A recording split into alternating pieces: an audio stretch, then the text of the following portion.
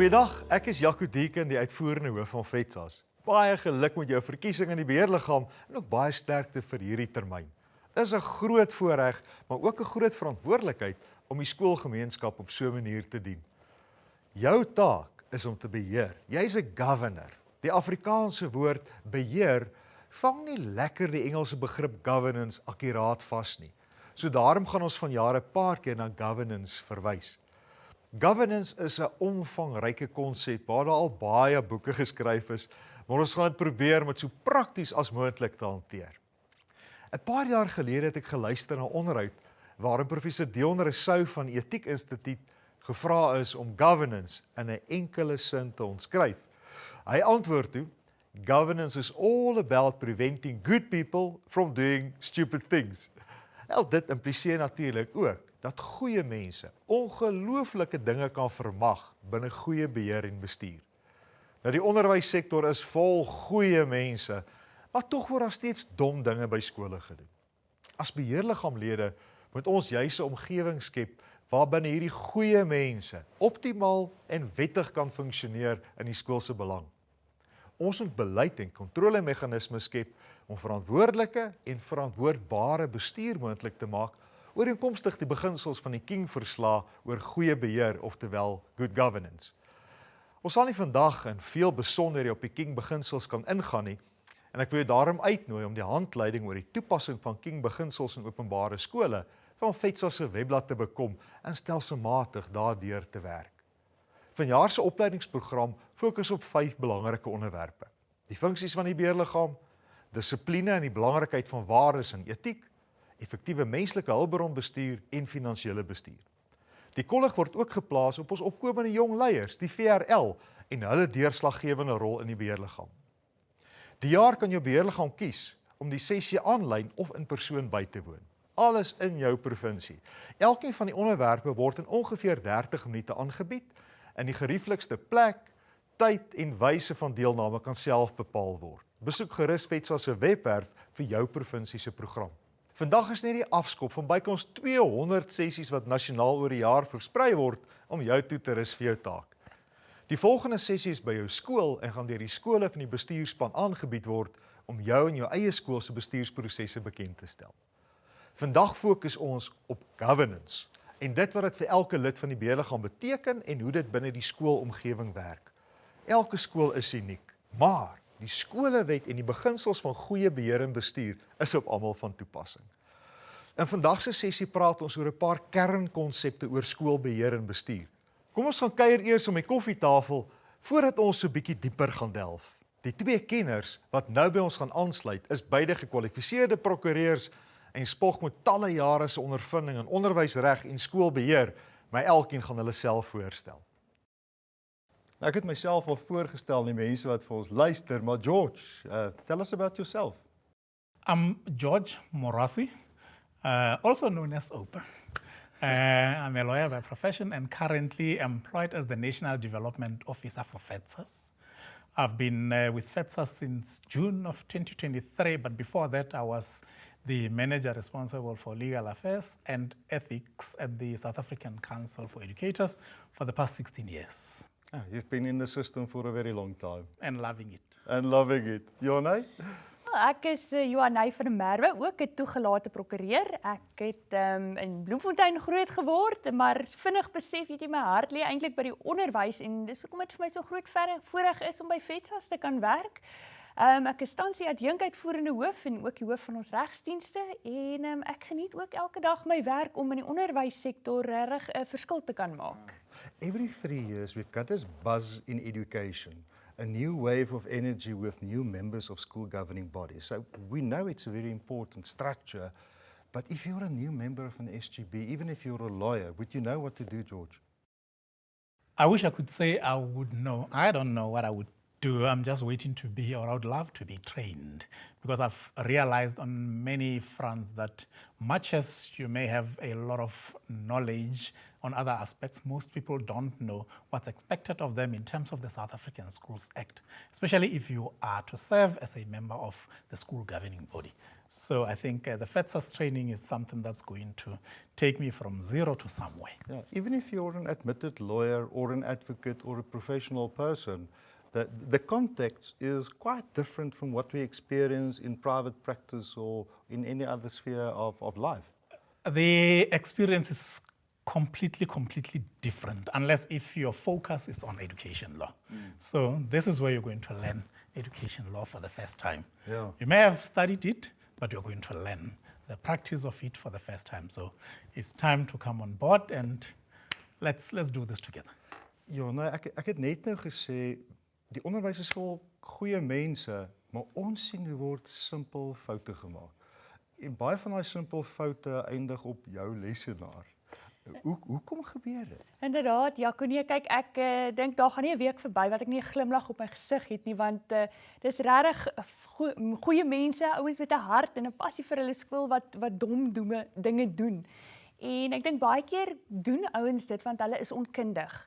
Hulle weet nie wat is goeie praktyksreëls nie, hulle weet nie hoe lyk good governance nie, en dan is dit wanneer ons sien daar foute gemaak word. Die ouens mag die mooiste en die beste intensies moontlik hê. Maar baie keer sien ons dat goeie mense regtig dom dinge kan Ja, aanvang. alles al goeie bedoelings. Aan die einde van die dag dan lei die skool en die skoolgemeenskap daaronder. Maar kom ons gee gou so 'n tree terug, want vandag se sessie word eintlik 'n paar moeilike konsepte verduidelik. En een van die eerste belangrike konsepte gaan oor hoe lyk 'n Suid-Afrikaanse skool. George, we're going to speak about state schools and public schools and former Model C schools, but we've abandoned that system 30 years ago. Many moons ago, we did away with what's called state schools. We don't have church schools, we don't have Model C schools, Farm we schools. have or farm schools, we have public schools or independent schools. That's all what we have. Johanna, hoe val ons weer terug op te sê model C skole en stadskole of dorpskole of plattelandse skole? Hoekom is dit 'n kwessie? Wel, daar's baie individue wat hulle nou eintlik 'n bietjie skuldig maak in die verband. Baie mense praat nog verkeerdelik van staatsskole in plaas van openbare skole. En daar's 'n reuse verskil tussen 'n staatsskool en 'n openbare skool. Jy weet, wanneer ons kyk na 'n openbare skool, is dit die ouers, is die individue wat regtig die skool bedien en wat die gemeenskap bedien. So ek dink een van die redes is die spreekswyse, en ons lees baie keer in die media ook verkeerdelik waar daar gerapporteer of verwys na staatsskole, terwyl ons 'n demokratiese verkose beheerliggaam het wat uit die meerderheid van ouers bestaan. En dit dalk kan ek ook net vinnig verwys na Wetskrif 1, en dis daardie dokument waarop die skolewet gebou is, wat pertinent sê dat ons ouers is primêr verantwoordelik vir die onderrig van ons kinders. So wanneer ons dit binne daai konteks sien, moet ons besef ons werk met 'n openbare bestel en 'n openbare stelsel waar ouers die kernrol te speel het. Ja. And just can I just come in there, Jaco? Yes, please. If there's a perception that we need to correct, if we say state schools and we perpetuate the perception, we're taking away ownership of a school from the public, because this is a public school who needs to take ownership. It is for that reason that if I want to ban, I'll ban a state school. I don't care. But if it's a public school, this is my school. So you're banning your own school now. Yeah, so I need to take ownership. So let's move away from using the word state school. It's not a state school. This is my school, this is your school, this is our school. So it is our public school and not a state school. We need to take ownership of it, protect it however best we can. It is such an important concept. Let's take some time and listen to this explanation. Nou, die media berig nog gereeld oor sogenaamde staatsskole. Suid-Afrika het geen staatsskole nie. Ons het openbare skole of onafhanklike skole. Nou, die verskil tussen 'n staatsskool en openbare skool is dat sogenaamde staatsskole aan die staat behoort en openbare skole aan die skoolgemeenskap behoort. Nou, die Suid-Afrikaanse skolewet het openbare skole geskep wat deur 'n demokraties verkose beheerliggaam beheer word. Dis hoekom jy vandag hier is.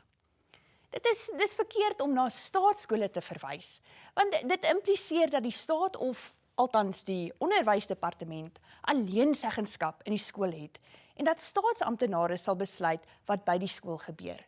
wie daar aangestel word en welke programme aangebied sal word. Nou, Wetskrif 1 het juis die eienaarskap oor skole in die hande van die gemeenskap geplaas en die verantwoordelikheid vir die onderrig van kinders in die hande van ouers geplaas. Nou, kragtens artikel 15 van die skolewet is alle openbare skole regspersone. Dit beteken dus dat alle openbare skole losgemaak is van staatsadministrasie. Die skool behoort nie aan die staat nie en word ook nie deur die staat beheer nie. Die skolewet bepaal in artikel 16 dat die beheer van alle openbare skole in beheerliggame setel. Om daarom na skole in Suid-Afrika as staats- of regeringsskole te verwys, is 'n gruwelike miskenning van die besondere aard van openbare skole in die land. Dit is veral ook 'n gruwelike miskenning van die regte van almal wat by openbare skole betrokke is. Nou, FEDSAS is trots op die omvattende diens wat ons aan beheerliggame lewer om juis openbare skole te beskerm en te ontwikkel. Ons doel is om te sorg dat elke beheerliggaam behoorlik opgelei is, om onder andere sy statutêre plig na te kom en in die skool se belang op te tree. Tweedens, om die skool, opvoeders, leerders se volle potensiaal te ontsluit en uiteindelik 'n verskil in Suid-Afrika te maak. Regspersoonlikheid binne die skoolkonteks is eintlik vreemd om te dink dat 'n skool is 'n regspersoon en dis die volgende konsep waarmee ons bietjie gaan werk. Nou, as lawyers, we understand the principle of a juristic person. But why is it so significant that public schools in our country are juristic persons? Why? Wel, as ek dalk so beheer te kan wegspring, ons het nou net gepraat oor skole wat openbare skole is. Nou, openbare skole moet tog binne iets kan funksioneer. So, net soos ons drie dalk nou hier natuurlike persone is wat besluite kan maak, wat sekere aankope kan maak, net so moet 'n skool ook tog sekerlik om behoorlik te kan funksioneer, daardie aksies kan uitvoer. En die voertuig wat ons gebruik om dit dan nou te kan doen, is deur middel van regspersoonlikheid. So, as ek dalk vinnig kan verduidelik, die skolewet ken daardie regspersoonlikheid toe aan die skool.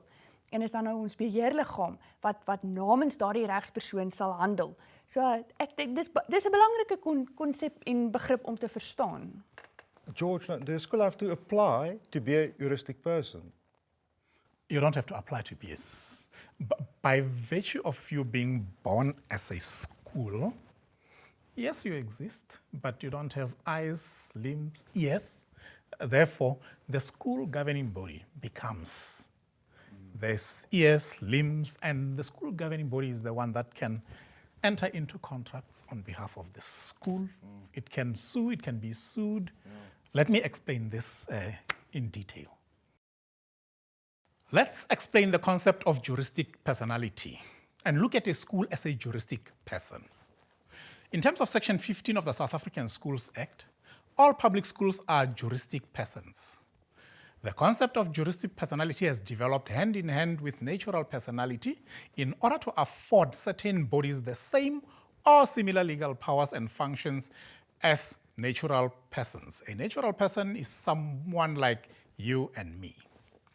These powers include owning assets or incurring liabilities such as buying a new school bus, concluding a contract such as purchasing a photocopying machine, and suing, which means that a parent who doesn't pay school fees can be sued by the school, or being sued when you have missed a payment on the school bus. Companies, for example, are also juristic persons.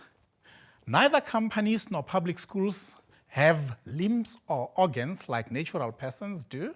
Therefore, a company acts through another type of organ, namely its board. In the case of a public school, that organ is the school's governing body. This means that the governing body is the public school's brain, eyes, ears, arms, legs, hands, and feet, and it acts on behalf of the school. The school governing body itself is not a juristic person, but is only the organ through which the public school as a juristic person acts. All governing body actions can only occur on behalf of and for the benefit of or at the cost of the school. Since public schools are juristic persons, they also have a particular identity worth protecting. The school has the right to its own identity as long as it falls within the parameters of its duty to be a school.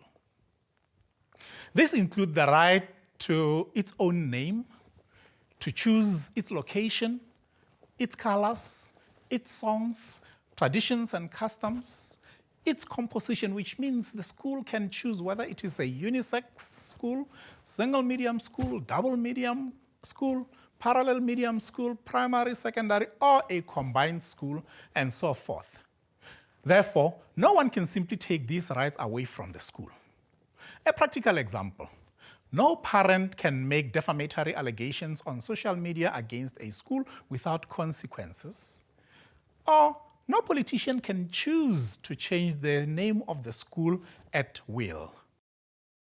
Dis my baie interessant as ons koerantberigte lees oor skole en die goed wat skole partykeer doen, but also to see the kind of interferences we sometimes get from officials or politicians. And we know within the next few weeks or months we'll have a national election. And all those influences will have an impact on schooling. And I know we've got a principle, the principle of legality, which is a very technical term. Maar eenvoudig gestel ja en nee. En ons moet dit in besonderhede bietjie bespreek en ons gaan dit doen. Hoekom sukkel skole en die staat en politici so met waar's die grense van wat ons mag doen? Wel kyk, ek dink baie belangrik, kom ek dalk net eers sê, as ons praat oor die beginsel van legaliteit, dan beteken dit eenvoudige taal, ons kan nie doen wat die wet ons toelaat om te doen. Nou, ons het soveel amptenare, ons het soveel lede wat op beheerliggame doen, en daar is 'n magtomwette wat vir ons voorskryf en vir ons moet lei, omtrent wat dit is wat ons moet doen. En ek dink daar's 'n groot afwesigheid van daardie kundigheid omtrent wat word ek toegelaat om te doen. En dit is in daardie gevalle wanneer ons baie keer sien dat daar wette oortree word, wat partye buite hulle magte optree, en ek dink dit is hoekom dit so belangrik is om daardie beginsel van legaliteit te verstaan, want sodra 'n ou dit begin verstaan, dan weet 'n ou hoe om op te tree, wat mag jy doen, wat is my regte, wat mag by my skool gedoen word, so dit is vir my die belangrike as ons daaroor gesels. Nou kom ek probeer hierdie moeilike konsep maklik verduidelik. Die reg bly die hoogste gesag en geen amptenaar kan bloot buite die wetsraamwerk optree nie. Dit word die legaliteitsbeginsel genoem. Maar dit beteken ook dat skole en amptenare net dit kan doen waarvoor die wet hulle toestemming gee, want hulle verantwoordelikhede word ingevolge wetgewing bepaal. Onthou, openbare skole kry hulle regspersoonlikheid juis op grond van die wetgewing. En openbare skole se vermoë om as regspersone op te tree, word daarom beperk tot dit wat in die skolewet staan.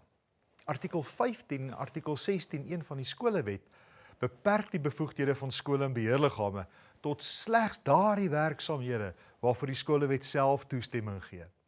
Beginsel van legaliteit. Dit geld natuurlik ook vir enige staatsamptenaar en politikus. So kom ek verduidelik dit so. Ek is mos 'n natuurlike persoon, en binne ons land het ek die vryheid om enigiets te kan doen tensy die wet dit verbied. Maar sodra ek in amptelike hoedanigheid as funksionaris optree, kan ek net dit doen wat die wet my toelaat om te doen.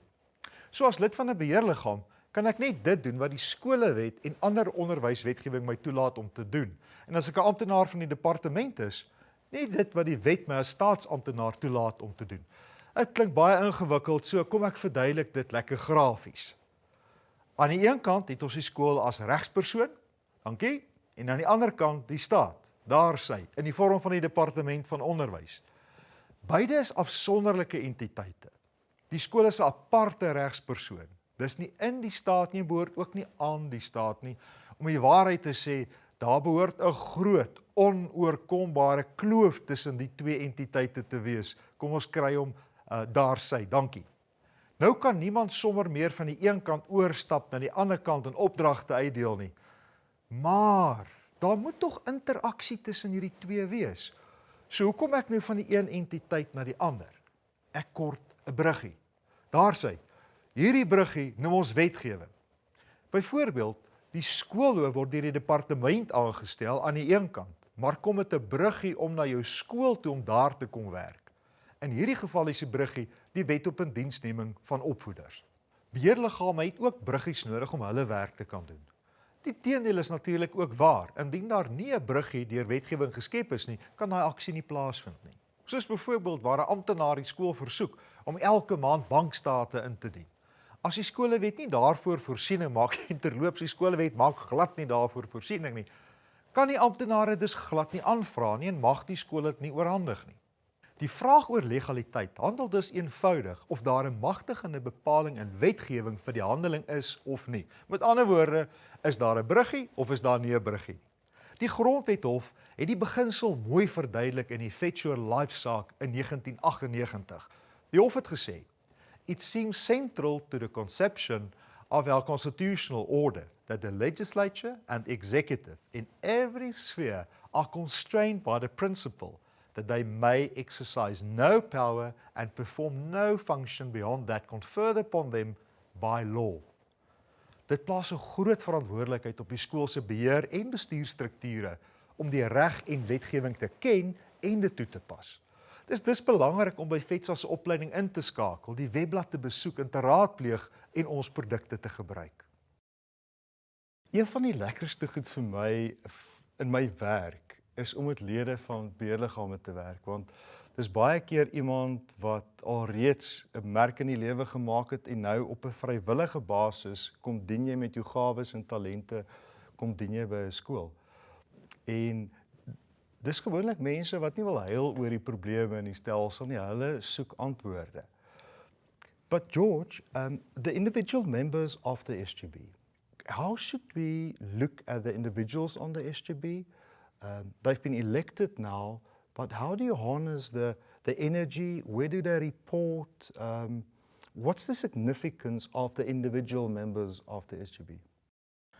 The question should be, Yaku, actually, who are the members of the SGB? To call it an SGB, who are we talking about here? Let me clarify it for you. Who constitute or make up an SGB? Section 23 of the South African Schools Act states that the governing body of ordinary public schools should consist of the following persons. You have the principal in his or her official capacity.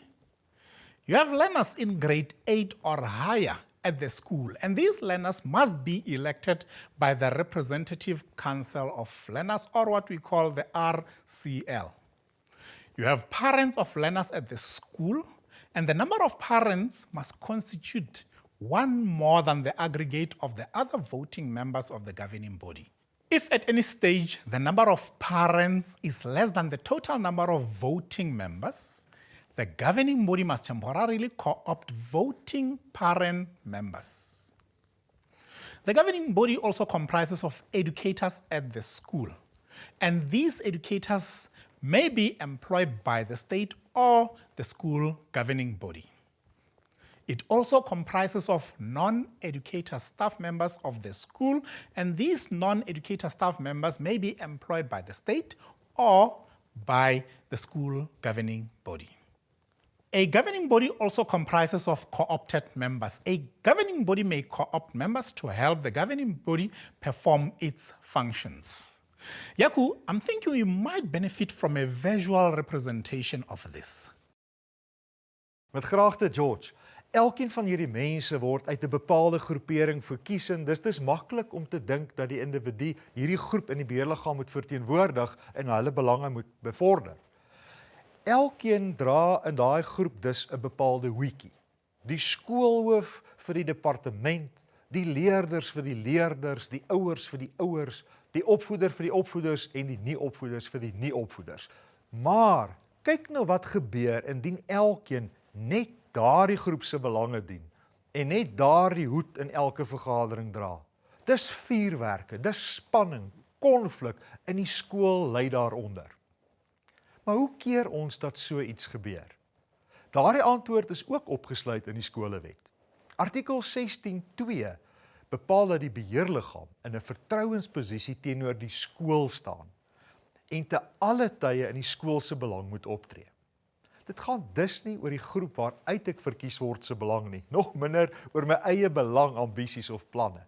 Dit gaan oor die skool en by implikasie die beste belang van elke kind. Doeltreffende skoolbeheer gaan oor doeltreffende leierskap wat op etiese waardes berus. Die beheerliggaam beheer die skool deur die beleide en strategieë te voorsien, wat die skoolhoof en die bestuurspan dan in belang van die skool en skoolgemeenskap moet toepas. Doeltreffende skoolbeheer gaan daaroor om die regte balans tussen ekonomiese en sosiale doelwitte en tussen individuele en gemeenskaplike doelwitte te vind. Maar uiteindelik gaan skoolbeheer veral oor die belang van die skool en die gehalte van onderrig wat die leerders ontvang. So hierdie prentjie moet verander. Elke lid van die beheerliggaam moet leer om die hoed van die skool te dra in die besluitneming. Al die partye is nog daar. Die ouers, die opvoeders, die nie-opvoeders, leerders en skoolhoof, maar sodra ons die beheerliggaam betree, gebeur die volgende. Ons dra almal dieselfde hoed, die beste belang van die skool. En nou kan die reënboog skitter, want elkeen bring iets na die bespreking toe. Deur te luister en te kan deelneem, kan ons saam in beste belang van die skool optree. Die hoofdoel van skoolbeheerliggame is om openbare skole deur doeltreffende leierskap, regverdige besluitneming en strategiese beplanning te lei. Die beheerliggaam stel meganismes in om moontlike risiko's te verminder. 'n Beheerliggaam se doel is om die gehalte van onderrig by die skool te verbeter, die skool oor die algemeen beter te laat funksioneer en die skool se finansiële stabiliteit en volhoubaarheid te verseker. Doeltreffende beheerliggame gaan altyd verantwoordbaar, verantwoordelik, billik en deursigtig optree. En op die manier word die doel van skoolbeheer bereik, naamlik om te verseker dat 'n openbare skool eties en strategies verantwoordbaar bly voortbestaan. Ek het saam met iemand op 'n skool se beheerliggaam gedien, wat dit altyd baie eenvoudig aan nuwe beheerliggaamlede verduidelik het. Dis ons werk om die skool in 'n beter toestand te laat as wat ons dit gekry het. Beheerliggame se lede het elkeen 'n baie belangrike rol om te speel en ja, ek is baie keer gefrustreerd met goeie mense wat baie ervaring het, wat hulle kennis eintlik net by die hek los, want goed word by 'n skool op 'n bepaalde manier gedoen. Maar daar's tog baie belangrike vergelyking tussen skool en besigheid en sakesektor, Johanay. Is dit nie juist belangrik om daai kundigheid wat ons in ons gemeenskap het, juist na die skool toe te bring nie? Absoluut, Jaco. Ek dink ons praat van 'n beheerliggaam of 'n governing body. So, jy weet, hulle is daar met die doel om te govern. En dis net soos enige ander struktuur wat 'n ou sou hê, 'n maatskappy of 'n vrywillige assosiasie, het ons verskillende strukture waarbinne ons funksioneer. Maar ek dink om dit te verduidelik, kom ons gaan kyk gou grafies daarna. Nou, ons weet dat die skool 'n openbare skool en 'n regspersoon is. Ons verstaan dat ons binne die raamwerk van die wet moet optree. Ons weet al dat die beheerliggaam die skool beheer en dat ons in 'n vertrouensposisie teenoor die skool staan. So, hoe sal dit prakties in die skool werk? Artikel 16 van die skolewet sê dat die professionele bestuur van 'n openbare skool deur die skoolhoof onder die gesag van die departementshoof van die provinsie onderneem word. Die prentjie help my om hierdie rol te verstaan. Die beheerliggaam is soos die direksie van 'n maatskappy. Die skoolhoof is soos die uitvoerende hoof. Nou, die direksie sal beleid aanvaar, aan strategie werk, teiken stel, maar dan word die uitvoering daarvan aan die skoolhoof gedelegeer. Nou, die uitvoerende hoof, wat dan die skoolhoof is, sal dan personeel kry om hom of haar by te staan in komitees soos finansies, koshuis, sport ensovoorts. En uiteindelik sal die skoolgemeenskap baat vind. Die uitvoerende hoof rapporteer terug aan die raad en die skoolhoof aan die beheerliggaam. Nou, die beheerliggaam is nie betrokke by operasionele werk op skoolvlak nie. Dit is die plig van die skoolhoof en personeel, maar hulle moet verantwoording doen en terugrapporteer aan die beheerliggaam. Nou, skoolbestuur gaan oor die onderrig en leeraktiwiteite wat by 'n skool plaasvind. Die skoolhoof en opvoeders pas die beleid toe wat die beheerliggaam ontwikkel het. Nou, skoolbestuur konsentreer op die praktiese beplanning, organisering en monitering van alle opvoedkundige aktiwiteite om onderwys van gehalte te voorsien. Skoolbestuurders is die onderrigleiers wat opvoeders en leerders motiveer, inspireer en lei, sodat opvoeding en onderrig op grond van gesonde waardes kan plaasvind. Om goeie samewerking en wederwysige vertroue tussen skoolbeheer, dis nou die beheerliggaam en skoolbestuur, die skoolhoof en opvoeders te hê, moet die twee komponente gemeenskaplike waardes hê. Duidelik weet wat elkeen se verantwoordelikhede is. Verantwoordbaar wees, deursigtig optree en billik wees. Baie dankie vir daai verduideliking, ja, nee, dit maak baie sin. Maar hierdie CEO, hierdie uitvoerende hoof van hierdie maatskappy, sit bietjie in 'n baie unieke situasie. George, because the CEO of the school, the principal, he is reporting to different structures, or she. That's the person I pity the most. Because the principal sits in the most, I always call it a hot seat. Because he has to report to everyone. He has to report to his employer being the department or a provincial department of education. He has to account to the SGB also in its capacity as governance. The SACE, or the South African Council for Educators, may still ask questions. So he's in a very difficult position. But that is his role, the most important. Not that others are less important, but he is the man or the woman in the hottest seat. Yoni, would you like to clarify actually what a principal is in a school? Skoolhoofde vervul 'n dubbele rol. In die een rol doen hulle aan die departementshoof verantwoording, en die ander aan die beheerliggaam. Nou, as 'n beheerliggaamslid is die skoolhoof nes alle ander lede van die beheerliggaam. Hy of sy het net een stem, wat nie 'n beslissende stem is of meer gewig as enige ander lid se stem dra nie. As professionele bestuurder verteenwoordig die skoolhoof egter die departement van basiese onderwys. Nou, wat die professionele gedeelte, dit is nou die onderrig en leeraktiwiteite van die skool betref, doen die skoolhoof aan die departementshoof verslag. Wat die ander aspekte van skoolbeheer en bestuur betref, rapporteer die skoolhoof aan die beheerliggaam. Nou, natuurlik kan die beheerliggaam nie self al die take doen wat die skolewet hom gee nie. Dit is ook nie werklik die beheerliggaam se rol om al hierdie take self te verrig nie. Die beheerliggaam hou eerder toesig en moet daarom delegeer. Maar die aangewese persoon aan wie die beheerliggaam die verantwoordelikheid moet gee om die missie, beleide, strategie van die skool uit te voer, is die skoolhoof. Dit beteken ook nie dat die skoolhoof alles self moet doen nie, maar dit beteken wel dat die skoolhoof die fokuspunt van verantwoordbaarheid en verantwoordelikheid in die skoolomgewing is. Nou tog spring die beheerliggaam nie daardeur verantwoordbaarheid en verantwoordelikheid vry nie. Hoewel die beheerliggaam die praktiese uitvoering van sekere pligte aan die skoolhoof kan delegeer, bly die beheerliggaam kragtens die gemeenereg en die skolewet verantwoordbaar. Die beheerliggaam bly verantwoordelik teenoor die ouers, leerders, personeel, staat en die skool self om die skool goed te beheer. Dis lekker as jy so deur die land reis om te sien hoe verskillende skole werk. En selfs skole waar dit moeilik gegaan het of waar dit swaar gegaan het en daar kom nuwe leierskap in, het sy in die bestuurskant of in die beheerkant, dan kan mense klomp nuwe energie in 'n skool inblaas.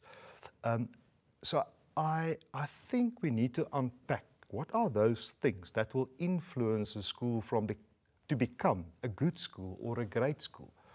Maybe you're at the school now and you're struggling. What advice can we give to those members of a governing body? What should they do? What should they focus on, George? Yaku, you've availed yourself to serve as a member of the school governing body. It doesn't help availing yourself, but you are never there. You are invited to meetings, you are not, or you do not attend the meetings, or you don't prepare for the meetings, but you attend. So you are in this plane, but you're not really serving any purpose in this plane. So you need to be there, not half-hearted, but wholeheartedly. Yone, would you like to add on? Ja, George, jy praat nou en jy het spesifiek verwys na deelname op die beheerliggaam, maar ek dink dit is baie belangrik om te beklemtoon hoe moet daardie deelname binne die beheerliggaam lyk. En ek wil dit dalk vinnig verduidelik deur die positiewe kringloop wat binne die beheerliggaam moet wees. Daar moet vertroue wees, daar moet respek wees en daar moet openheid wees. As ons praat van vertroue, moet die beheerliggaam vertrou dat die skoolhoof sy werk sal doen. op die standaard wat daar graag verwag word en ook andersom. Die skool saam met sy skoolbestuurspan moet daardie vertroue hê in die beheerliggaam dat die beheerliggaam werklik ook deur die skryf van beleid die beste belang van die skool op die hart het. As ons praat oor openheid dat ons alle feite eerlik op die tafel kan sit en lekker daaroor kan gesels, sodat ons nie geaffronteerd sal voel as iemand vir jou 'n vraag vra of 'n opvolgvraag vra op dit wat jy gesê het nie. Ekskuus, laat my nog eens dink aan die ou wat geskryf het, if you don't allow mistakes, you promote cover-ups. And if you don't have a very open discussion and a very open governing body, then your staff members will be reluctant to report even on a bad news matter. So openness is really to create a space where people feel safe to share even the difficult information, isn't that, George? Yaku, there's a whole lot of good governing bodies which went sour. The relationship went sour, and that was because of lack of openness.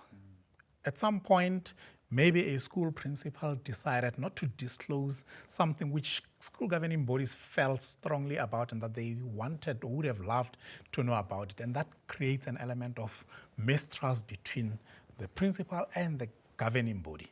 It is highly important that the principal, you moet hom net bloot lê. Just leave it, open it up, let governance decide about it. At least they will trust. They can always trust you. They know, even if it, as jy droog gemaak het met 'n natlap, jy het droog gemaak met 'n natlap, but you Come clean. They come clean, and you are open with them, and they know they can trust you. Yeah. So my advice will be, please just be open with your governing body. George, maar ek het nou ook al gesien, goeie beheerliggame stem nie die hele tyd oor alles saam nie. En dis nogal belangrik dat daar sterk opinies is en beheerliggaamlede ook van mekaar verskil.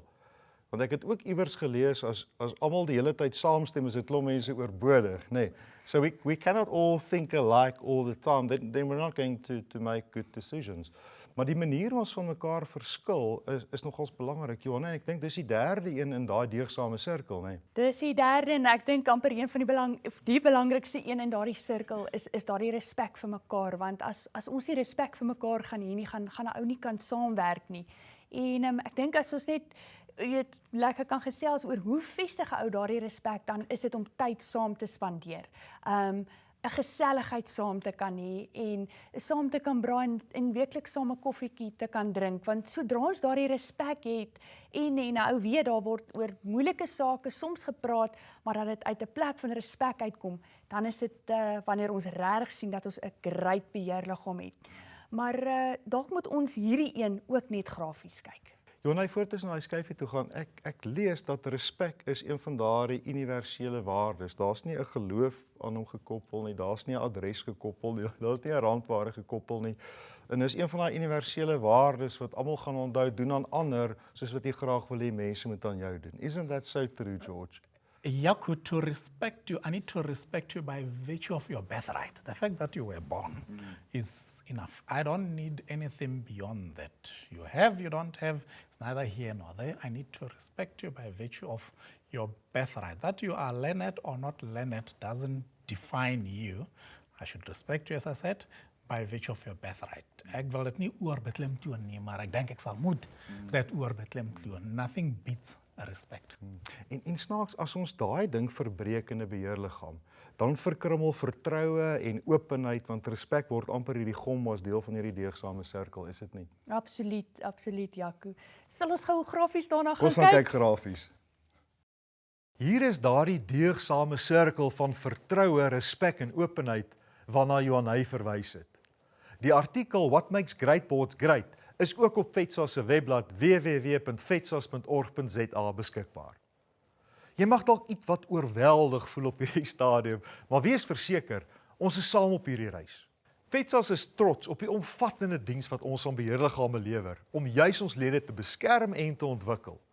Ons doel is om te sorg dat elke beheerliggaam behoorlik opgelei is om sy statutêre pligte na te kom en die skool se belang op te tree. Die skool, opvoeders en leerders se volle potensiaal te ontsluit en uiteindelik 'n verskil in Suid-Afrika te maak. Kom ons sluit gou aan by Rian van der Berg, FEDSAS se adjunkuitvoerende hoof en bestuurder van FEDSAS se sentrums, vir 'n oorsig van die ondersteuning van dienste en produkte wat FEDSAS aan ons lede bied. FEDSAS is in sy wese 'n ledeorganisasie. Ons dien ons lede. Ons verkoop nie produkte of dienste aan hulle nie. FEDSAS bied 'n skatkis van kennis, advies en opleiding aan lede, maar belangriker nog, gee ons lede 'n stem by die gesamentlike stem van die skole wat streef na die voorsiening van gehalte onderwys vir ons leerders. FEDSAS is in die hitte van die stryd met die ondersteuning van lede se unieke probleme by hulle skole. In die loopgrawe, saam met die belanghebbendes in die departement van onderwys, om die volhoubaarheid van ons skole te verseker en te beskerm. En FEDSAS is die leidende stem in die gemeenskap, die media en die bedryf oor sake wat skole en leerders beïnvloed. Ons het 'n verskeidenheid van bronne op ons webwerf en 'n rykdom van kennis en wysheid in ons toegewyde span kundiges. Ons kyk ook na gespesialiseerde dienste en het die Sentrum vir Finansies en Risikobestuur en Sentrum vir Tegnologie gevestig.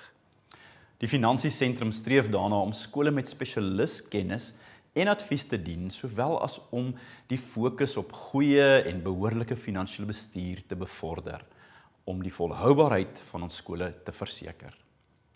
Die Sentrum vir Tegnologie is op die voorpunt van innovasie en dien skole met advies oor die sinvolle aanvaarding en gebruik van die gereedskap van ons tyd in die skoolomgewing vir beter leer en onderriguitkomste.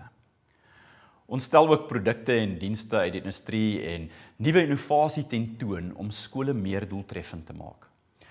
Ons ondersoek ook fondsinsamelingsgeleenthede en het tans 'n projek vir skole om deurlopende inkomste te verkry deur die aankoop van data en ligtyd wat selfoongebruikers gereeld doen.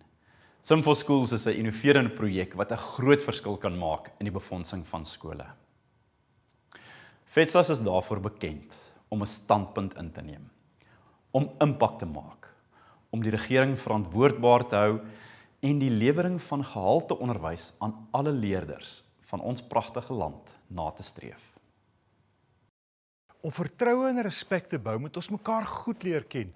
En as lede van die beheerliggaam gaan ons moeite moet doen om tyd saam te spandeer, sodat ons mekaar op 'n persoonlike vlak kan vind. Onthou dat FEDSAS saam met jou op hierdie reis is, ten spyte van enige oorweldigende gevoelens wat jy dalk mag hê. Ons het 'n bekwame span van meer as 40 mense wat julle gaan bystaan. Die kontakbesonderhede van elke provinsiale bestuurder gaan nou op die skerm verskyn. Skryf dit gou af en stoor die besonderhede op jou foon. Gaan ook so op ons webblad en kyk hoe lyk die gesig agter daardie naam. Daar's 'n klomp dokumente wat jy op die webblad moet bestudeer. As jy nog nie op die webblad geregistreer het nie, doen dit sommer vandag. Elke lid van die beheerliggaam moet self registreer om 'n gebruikersnaam en wagwoord te skep. Spandeer tyd op die webblad en gebruik elke liewe bron tot jou beskikking. Die webblad is volledig in Afrikaans en Engels. Gebruik jou foon se kamera om die QR-kode wat nou op die skerm gaan verskyn, te skandeer en voltooi jou inligting. Jou skool sal outomaties vir 'n gelukstrekking ingeskryf word en jy staan 'n kans om 'n strategiese beplanningssessie te wen. Word ook deel van FEDSAS se kommunikasiegemeenskap op D6 Connect. Laai die toepassing af as jou skool dit nie reeds gebruik nie en soek na FEDSAS. As jou skool dit reeds gebruik, kan jy FEDSAS net byvoeg. Jy sal dan op hoogte gehou word van die nuutste ontwikkeling in onderwys en al die opleidingssessies wat volg. Gepraat van opleiding, die volgende deel van die opleiding vind in jou provinsie plaas. Bespreek sommer nou vir die sessie en hou jou dagboek oop. Dit is belangrik dat elke lid van die beheerliggaam die volgende 5 sessies moet bywoon. Baie dankie dat jy vandag se sessie bygewoon het. Baie sterkte met jou taak. Wees leergierig en onthou wat ook al ons doen, dit moet in die beste belang van ons skool wees. Ons doen wat ons doen, want ons is lief vir ons kinders. Ons is lief vir ons skole. Ons is lief vir ons land.